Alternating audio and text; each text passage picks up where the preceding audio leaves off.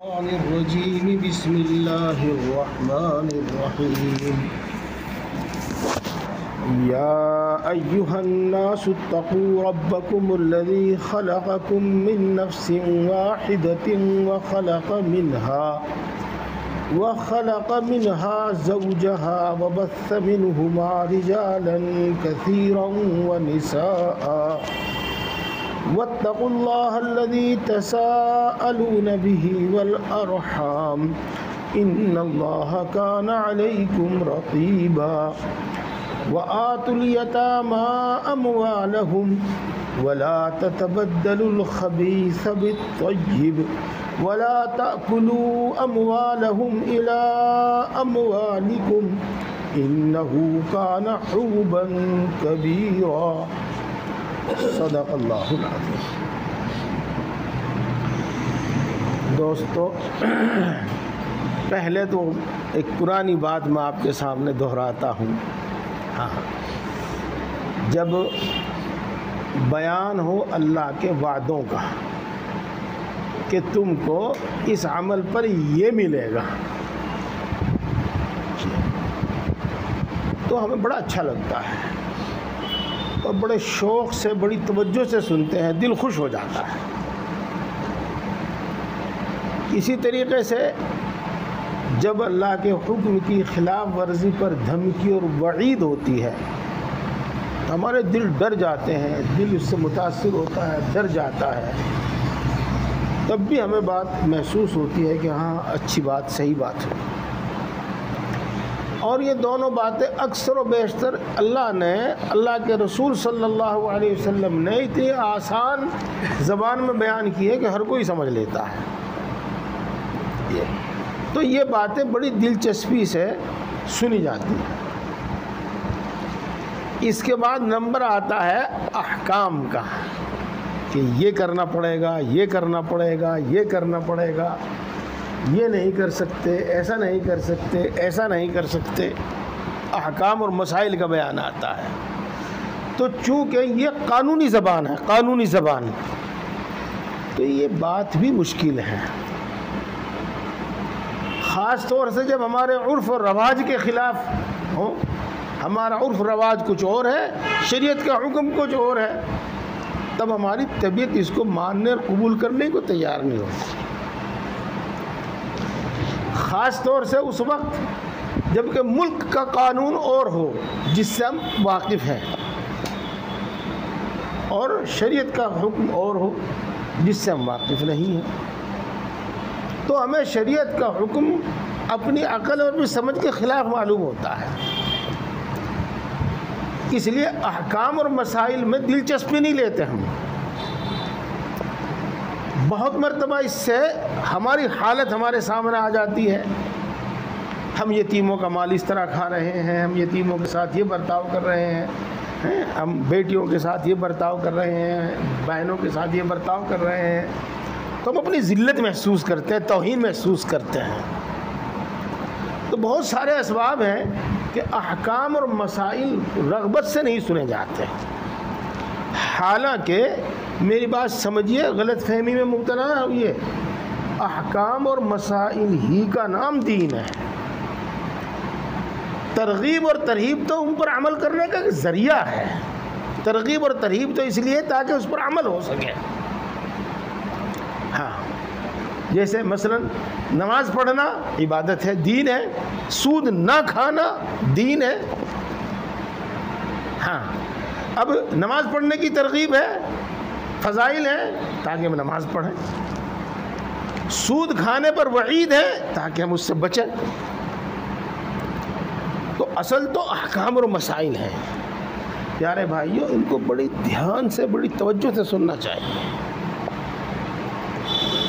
मैं चूँकि इस मौजू पर बोलना पसंद नहीं करता, जी तो मेरा चाहता है मैं इस पर बहुत बोलूँ, लेकिन मसलहतें कुछ ऐसी हैं जो मुझे रोक देती हैं। हमारे लीडर जो दीन से बिल्कुल वाकिफ़ नहीं, वो कहते हैं मैं भी मुसलमान हूँ, मैं भी ला इलाहा इल्लल्लाह पढ़ता हूँ।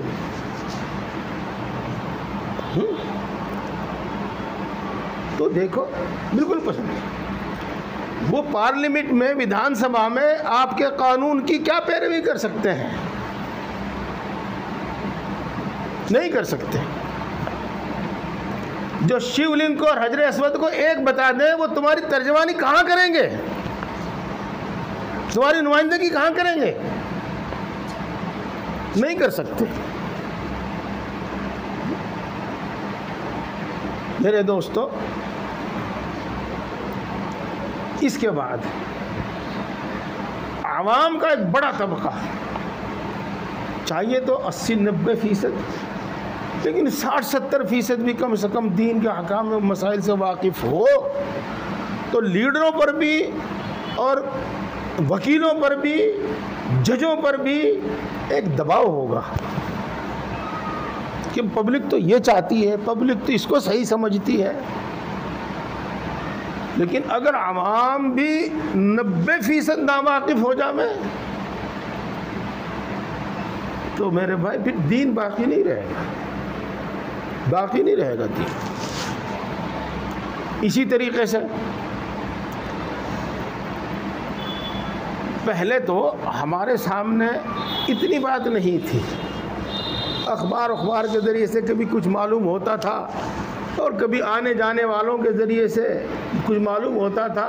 लेकिन अब नेट ऐसी चीज़ हमारे सामने आ गई कि सारी गंदगी हमारे सामने है। कोई रसूलुल्लाह सल्लल्लाहु अलैहि वसल्लम के ख़ातमुन नबिय्यीन होने का इनकार कर रहा है, कोई अपने मेहदी होने का दावा कर रहा है, कोई अपने ईसा होने का दावा कर रहा है, कोई अहले हक़ अहनाफ को गलत बता रहा है। एक वाही, तबाही, तूफान, बदतमीज़ी बरपा है। प्यारे भाई, अल्हम्दुलिल्लाह हम इस इलाके में बहुत हद तक महफूज हैं।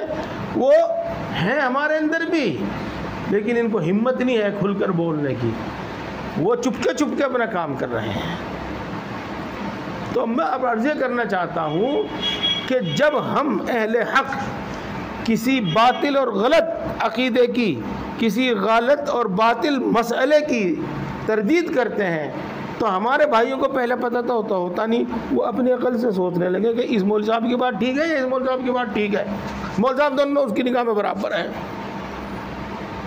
तो जो उसकी अकल के मुताबिक होती है, उसकी तबीयत के मुताबिक होती है, उसको मान लेते हैं, हालांकि वो दीन के बिल्कुल ख़िलाफ़ होती है। वो बातिल वाला कहता ही इसलिए है कि पब्लिक में कबूल होगी मेरी बात। उम्मीद है कि मेरी बातें आपके बहुत समझ में आई होंगी, खूब अच्छी तरह समझ में आई होंगी। इसलिए मैं अर्ज़ करता हूँ कि आप तफसीर में बैठा करें, दूसरों को बिठाया करें और इन मसाइल को बहुत तवज्जो से सुना करें, बहुत तवज्जो से सुना करें।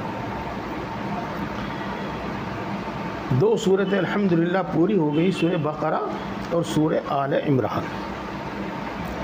आज तीसरी सूरत शुरू हो रही है, इसका नाम है सूरह निसा।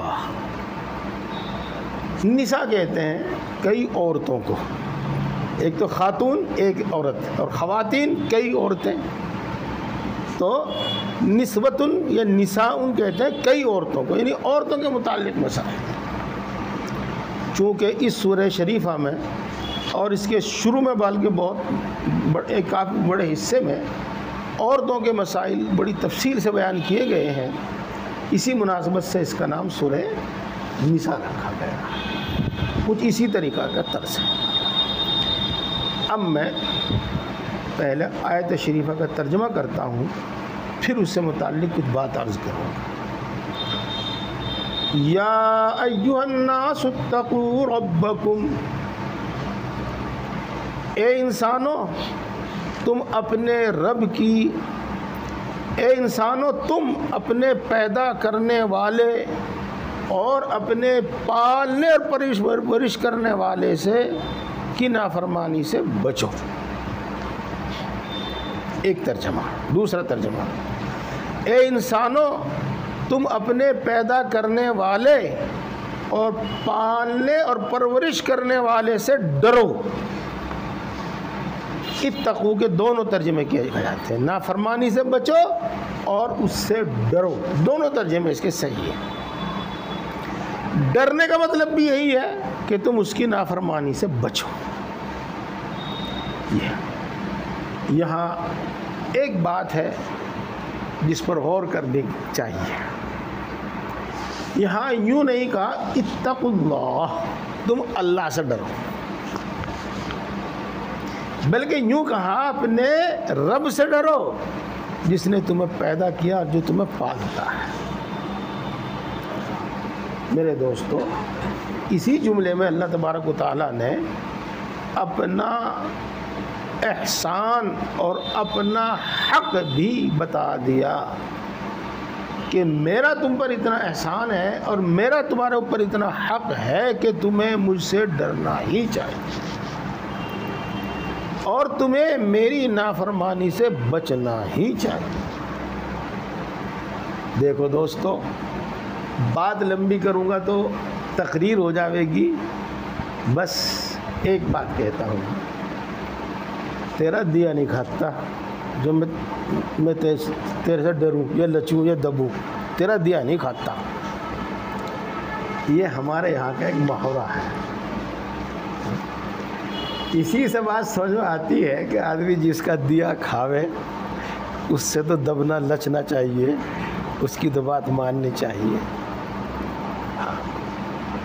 और मेरे दोस्तों, हम ये समझते हैं कि हम तो बाज़ार जाते हैं और जितना हमें चाहता है गेहूँ ख़रीद लेते हैं, आटा ख़रीद लेते हैं, दाल तरकारी सब्ज़ी ख़रीद लेते हैं, फल ख़रीद लेते हैं। मेरे प्यारे दोस्तों, ये निज़ाम आलम अल्लाह तबारक व तआला ने इस तरह कुछ बनाया है कि हमें आपको घर बैठे अपनी ज़रूरत की तमाम चीज़ें मिल रही हैं। अगर वो निज़ाम आलम इस तरह ना बनावे तो ये चीज़ें हमें इतनी आसानी से क्या मुश्किल से भी दस्तयाब नहीं हो सकती। इसलिए यकीनन अल्लाह ही हमें रोज़ी पहुंचाने वाला और पालने वाला, और यकीनन अल्लाह ही पैदा करने वाला।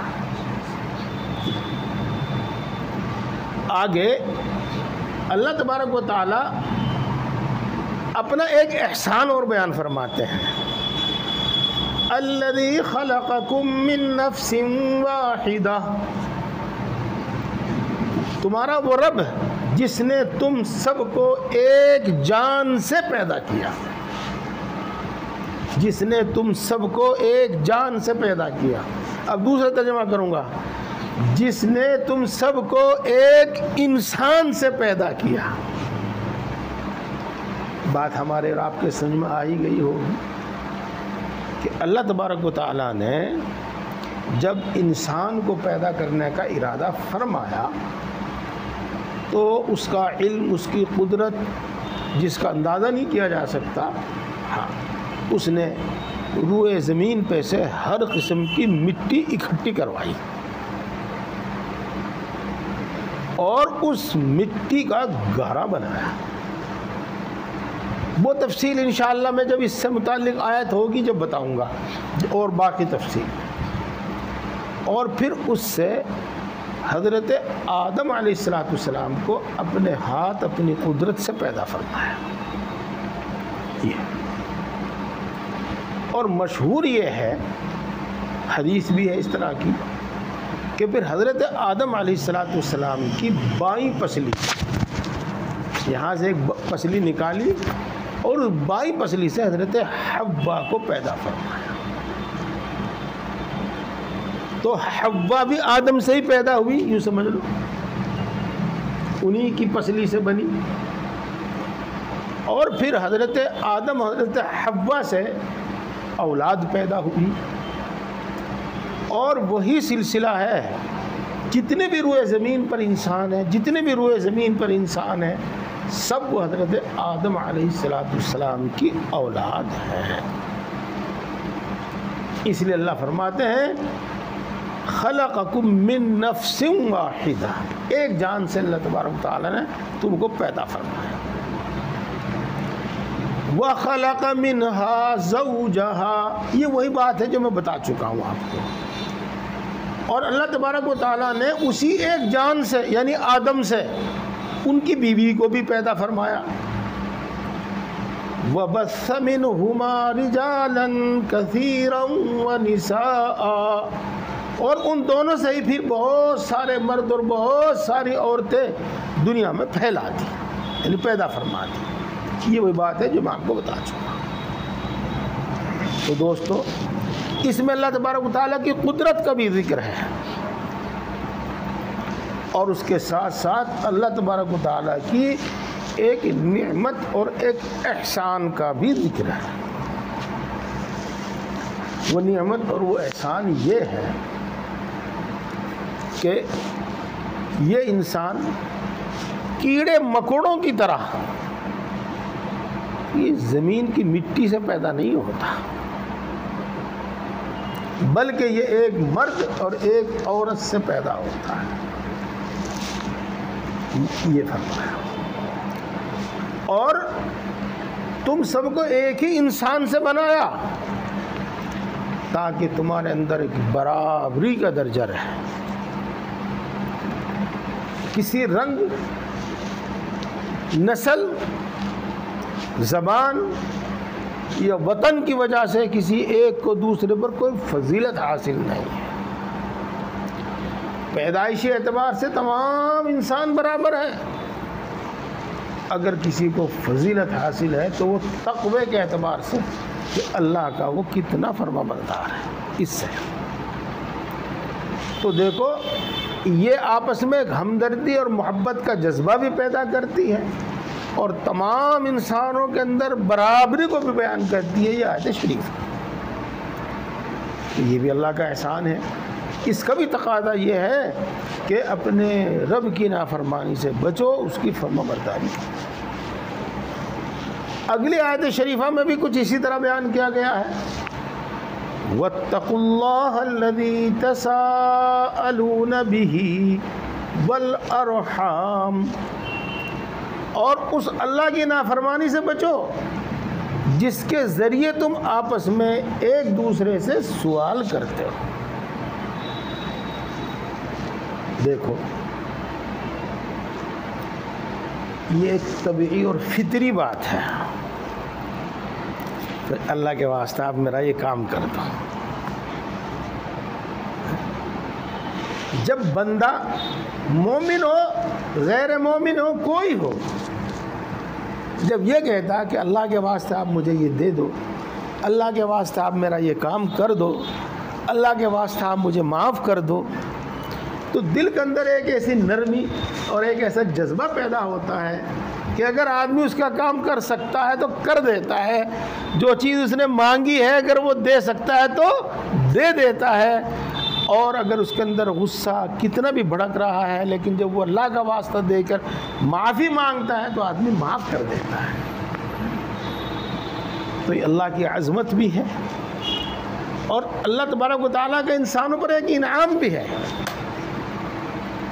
कि जब अल्लाह का वास्ता देकर किसी से कोई सवाल किया जाता है तो उसका दिल नर्म हो जाता है और अक्सर व बेशतर वो उसकी फरमाइश पूरी कर देता है।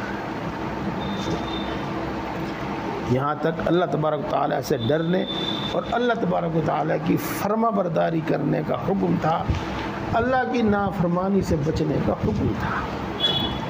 साथ ही साथ अल्लाह ने एक बात और फरमा दी, क्या? और खून के रिश्तों को तोड़ने से बचो।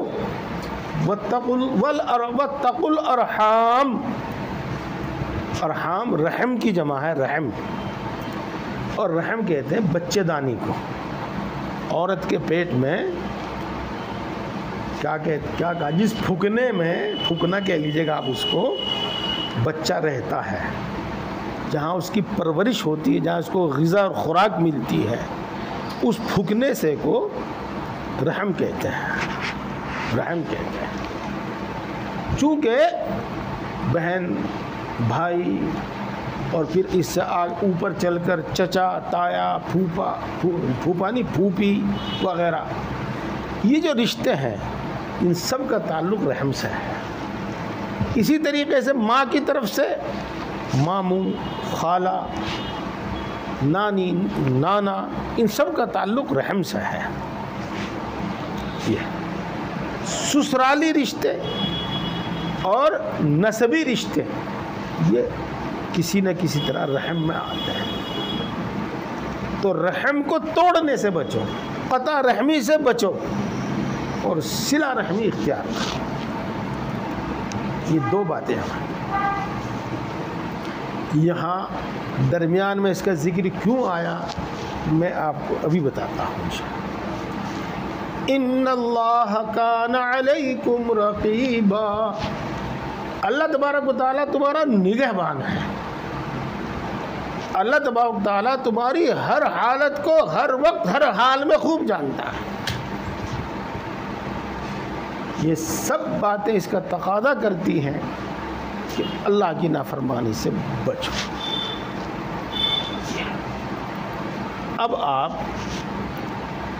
दो बातें सुनिएगा। जब आदमी को कुछ देना पड़ता है ना, और जब आदमी को कुछ करना पड़ता है ना, तो आम तौर से वो उस पर बड़ा भारी गुजरता है। फिर इसमें बहुत सारी चीज़ें तो ऐसी हैं कि कानून के ज़रिए हुकूमत की मदद से उसको हासिल किया जाता है, ले लिया जाता है। और बहुत सारी चीज़ें ऐसी हैं जिनको हमारे ज़िम्मे बनती हैं, वो हमारे ज़िम्मे बनती हैं वो, लेकिन कानून उसमें कुछ भी काम नहीं कर सकता। कानून उसमें कुछ भी काम नहीं कर सकता। मसलन मिसाल के तौर पर बताता हूँ मैं आपको। एक शख्स का इंतकाल हुआ, उसके दो बेटे हैं। एक बड़ा है, 25-30 साल का बड़ा है, और एक 1-2 साल का ही है, ये इससे भी छोटा है। अब ये यतीम है, ये जो 1-2 साल का बच्चा है, जो ये यतीम है। अब एक चीज़ तो है बड़े भाई के ज़िम्मे कानूनी, और एक चीज़ है बड़े भाई के ज़िम्मे अखलाकी। कानूनी क्या है? कानूनी ये है कि बाप की जो जायदाद है, बाप की जो ज़मीन है, बाप का जो मकान है, वो आधा इस बड़े भाई का है और आधा इस यतीम बच्चे का है। जो 2 साल का, 1.5 साल का, 1 साल का उसका है। ये चीज़ कानून के ज़रिए हासिल की जा सकती है, आज भी और कल भी। ये है। एक दूसरी चीज़ है, वहाँ कानून कोई काम नहीं करने का। वो ये कि बड़ा भाई अपने इस यतीम भाई, इस छोटे भाई की परवरिश कैसे करता है, तरबियत कैसे करता है, इसको क्या पढ़ाता है, कितना पढ़ाता है, किस तरह पढ़ाता है, ये है। अब बड़ा भाई इसको स्कूल में, मदरसे में दाखिल ही ना करे, उसकी फीस ही ना दे, इसकी निगरानी ना करे, इसको कोई दिलचस्पी ना ले इसकी तालीम से, तो तब कौन सा कानून हरकत में आके उसको कहेगा कि तू इसको पढ़ा? यहाँ कोई कानून काम नहीं करने का, यहाँ कोई कानून काम नहीं करने का। इसी तरीके से जो तू खाता है वही अपने यतीम भाई को खिला, अपने यतीम भतीजे को खिला। जिस तरीके से मोहब्बत शफकत से तू अपने बेटे को रखता है, इसी तरीके से मोहब्बत शफकत से अपने यतीम भतीजे को भी पाल। यहाँ क्या कानून काम करेगा? है? अपने बच्चे को तो उंगली भी नहीं लगाता और यतीम भतीजे को थप्पड़ पे थप्पड़ लगाता है। यहाँ कौन सा कानून काम करेगा? यहाँ कोई कानून काम नहीं करेगा।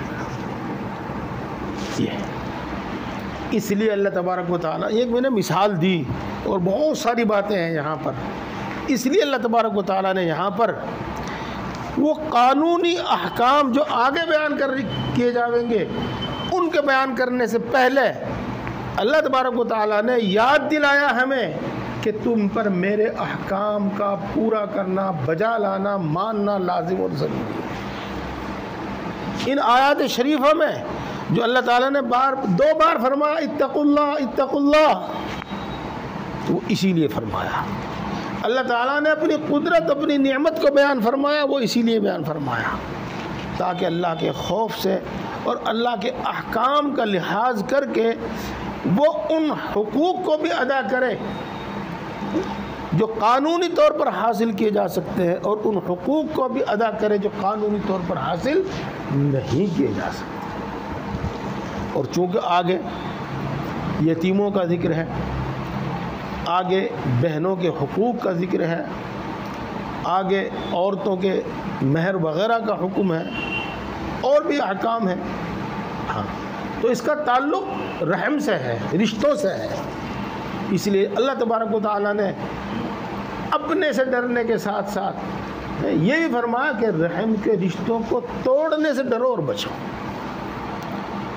और ये सब बातें बयान करने के बाद यूँ भी बता दिया कि तुम कितनी होशियारी से किसी का हक मारो। सुन लियो मेरे भाइयों मेरी बात, कितनी होशियारी से, कितनी चालाकी से दूसरों की तुम ज़बान बंद कर दोगे, तुम वकील को खामोश कर दोगे, तुम जज को और काजी को लाजवाब कर दोगे, लेकिन अल्लाह तुम्हारी हर हालत से वाकिफ़ है, वो तुम्हें देख रहा है। इन्नल्लाह काना अलैकुम रक़ीब।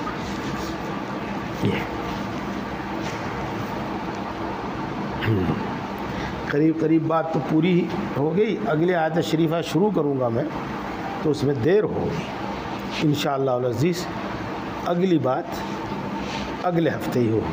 अल्लाह ताला हम सबको समझ और अमल की तौफीक अता फरमाए।